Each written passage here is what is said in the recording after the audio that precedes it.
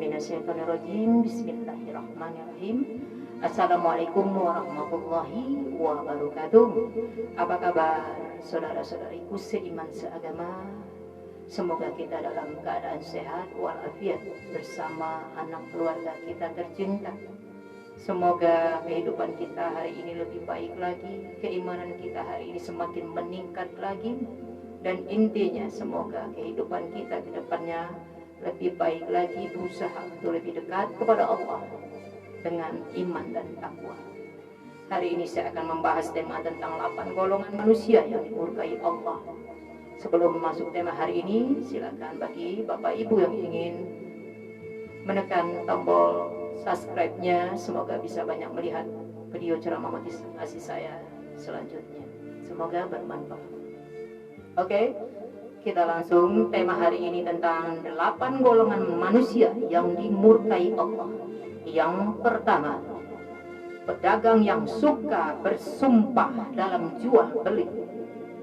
Ini kita banyak lihat sekarang ini, banyak pedagang yang tidak istiqomah di dalam jual beli. Banyak sumpah palsu, menghalalkan segala cara, halal haram hantam, tidak memperdulikan lagi cara yang baik secara Islam. Dalam Islam sudah diatur dengan sebaik mungkin, ada di dalam Al-Quran, sudah diatur sebaik mungkin bagaimana tata cara adab seorang pedagang untuk memperjualbelikan dagangannya.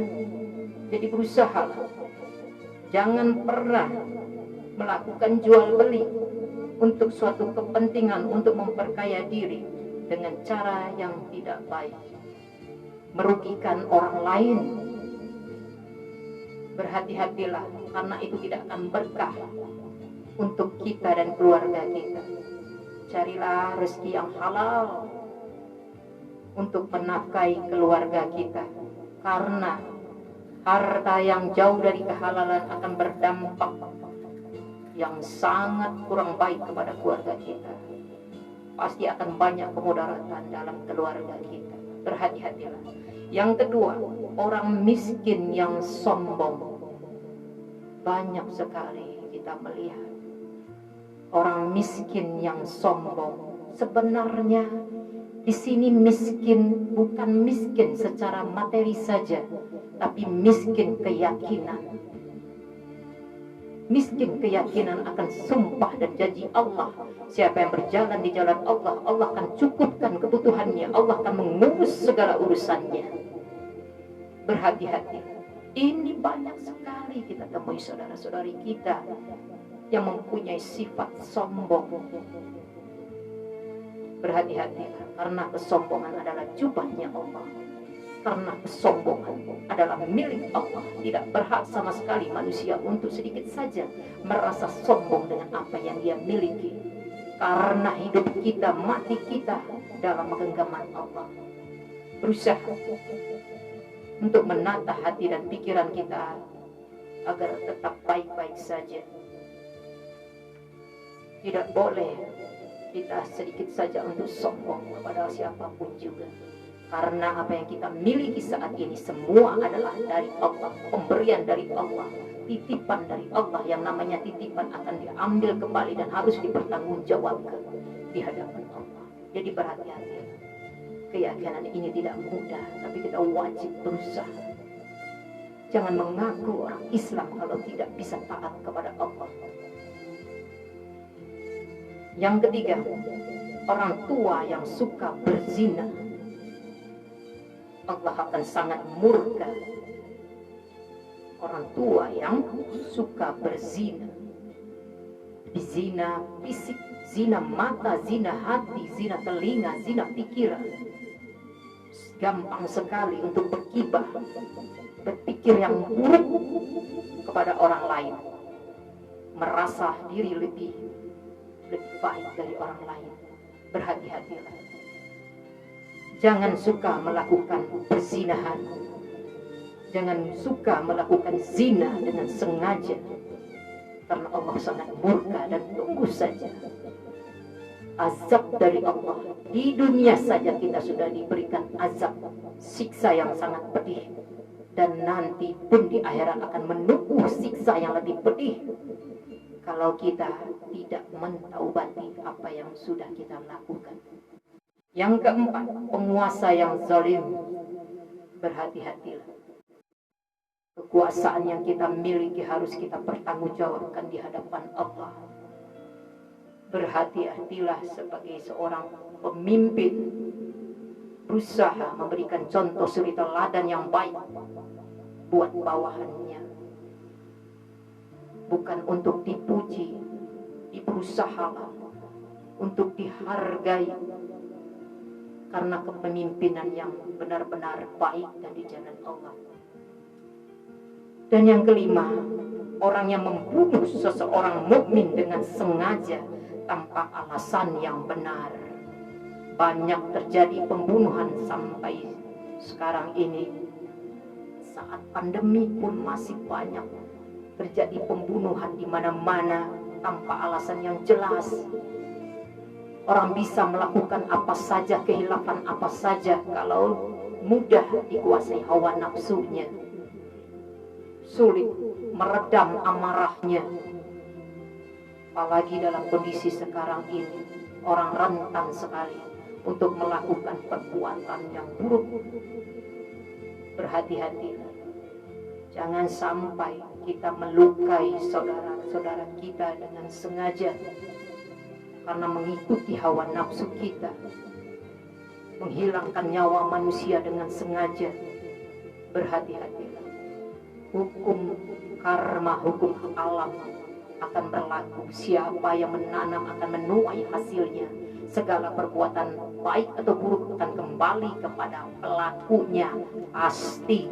Maka berhati-hatilah dengan sikap dan lisan kita.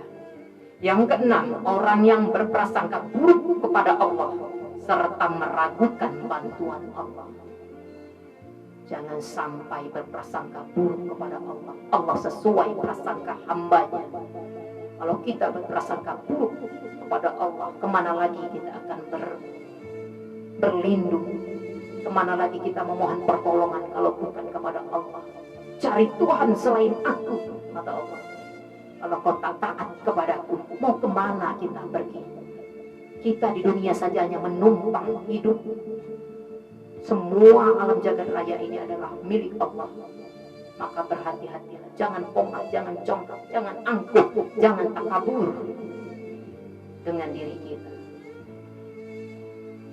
Jangan pernah meragukan bantuan Allah. Kalau sudah waktunya, Allah pasti akan memberikan pertolongannya. Tapi tidak ada yang gratis, tidak ada yang mudah. Semua harus dilalui dengan perjuangan. Tak cukup perjuangan, harus dengan pengorbanan. Dan setiap pengorbanan sesuai dengan hasilnya. Maka percayalah, perjuangan tak akan mungkin mengkhianati hasilnya. Tak mungkin ada beban tanpa pundak. Berusaha. Jadi jangan pernah meragukan bantuan dari Allah. Nikmat sehat yang kita peroleh saat ini, bantuan Allah. Masih diberi keluarga, masih diberi ketenangan sampai saat ini. Itu nikmat karunia yang Allah berikan. Allah hanya sedikit menguji kelaparan, kesulitan, dan buah-buahan hanya sedikit, tapi begitu banyak nikmat Allah yang kita dustakan. Begitu banyak karunia Allah yang kita dustakan. Berhati-hatilah. Maka perbanyaklah zikrullah, perbanyak istighfar, perbanyaklah rasa syukur kita kepada Allah. Hanya kepada Allah tempat kita bergantung, dan hanya kepada Allah kita meminta segala sesuatu. Yang ketujuh, orang yang kufur nikmat, yang mendustakan segala karunia dan nikmat dari Allah, merasa dirinya sekarang ini banyak harta, kedudukan, tahta, merasa dia yang punya, padahal semua adalah karunia dari Allah. Harta yang kita punya saat ini hanya Allah titipkan sementara kepada kita. dan akan Allah minta pertanggungjawabannya. Titipan harta, tahta, wanita, anak, semua adalah titipan yang harus kita pertanggungjawabkan. Jadi jangan sombong dengan apa yang kita miliki saat ini. Ilmu kalau tidak istiqomah akan menjerumuskan kita. Harta kalau kita tidak amanah, malah harta yang akan menghancurkan kehidupan kita. Tahta yang akan menjatuhkan diri kita sendiri. Wanita yang akan menjerumuskan kita ke neraka. Berhati-hatilah. Berusaha dalam kehidupan ini untuk memperbaiki diri kita lebih baik lagi. Harus meningkatkan keimanan kita dengan iman dan takwa. Berusahalah berjalan di jalan Allah walau tak mudah. Berusaha saat jatuh bangkit lagi, saat jatuh bangkit lagi. Jangan pernah menyerah dengan keadaan apapun juga. Berusahalah untuk meraih impian kita, meraih cinta dan ridha Allah. Berusaha berdamai dengan diri kita sendiri, tetap tenang dalam keadaan apapun juga. Insya Allah, Allah yang akan memberikan jalannya. Oke, hanya itu yang bisa saya sampaikan. Mohon maaf atas keterbatasan materi yang saya sampaikan. Berusaha tetap istiqomah di jalan Allah. Kita hanyalah manusia biasa yang tak ada apa-apanya di hadapan Allah. Berusaha tetap berjuang. Tetap berjuang di jalan kebenaran. Itu intinya. Benar, berani karena benar. Takut karena salah.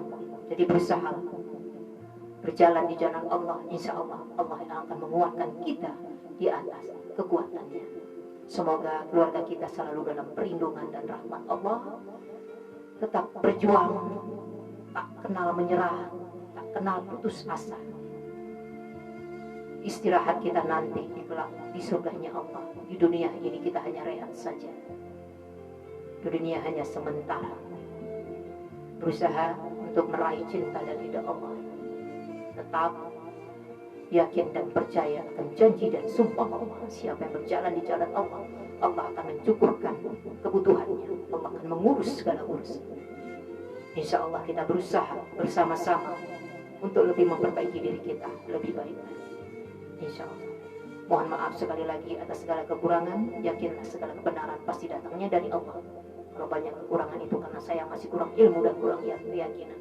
Saya masih berproses, masih harus banyak belajar agar Allah cinta dan ridho dengan apa yang saya lakukan. Insya Allah kita berusaha saling menguatkan, saling mengingatkan, dan saling mendoakan dalam kebaikan. Mohon maaf sekali lagi. Terima kasih banyak atas perhatiannya. Wabillahi taufiq wal hidayah. Wassalamualaikum warahmatullahi wabarakatuh. Salam sehat, dunia bahagia, akhirat surga. Insya Allah.